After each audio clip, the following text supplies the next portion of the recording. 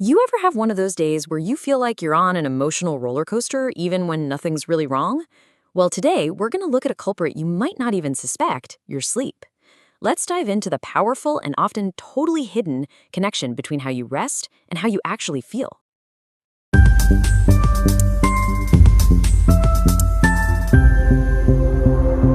So, let me just start by asking you something that it might change how you see yourself a little bit.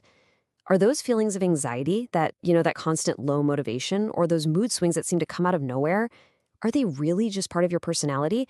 Or could they be a signal, a message from a brain that's just desperate for some real rest? It's a surprising thought, right? We're so quick to blame everything else, our personality, our job, what we ate for lunch, but we almost always overlook the most fundamental piece of the puzzle, sleep. Let's really get into why that is.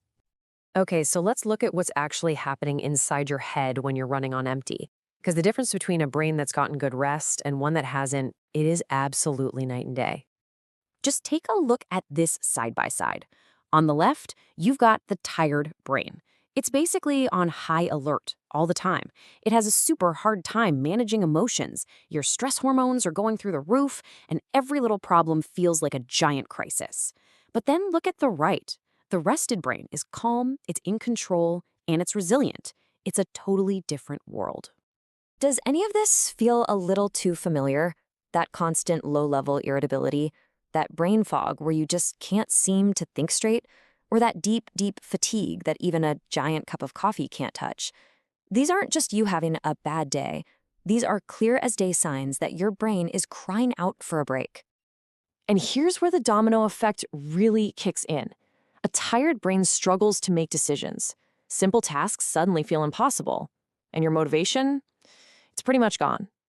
It's so important to get this. This isn't a character flaw.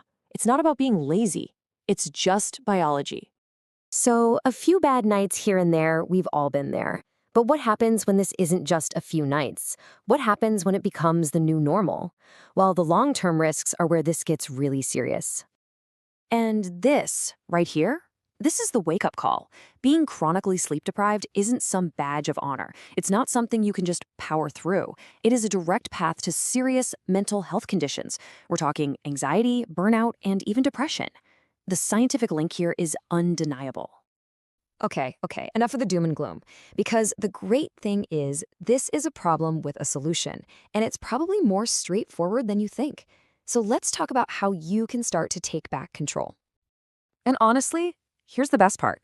You don't need to completely turn your life upside down to fix this.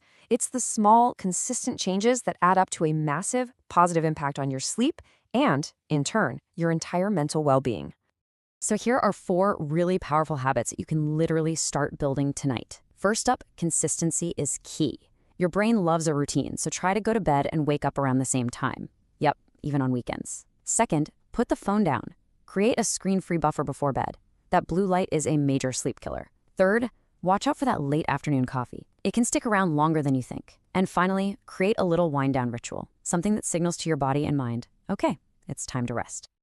As we wrap this up, let's just remember what the real goal here is.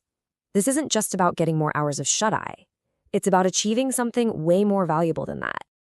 This is the one thing I really hope you take away from all this.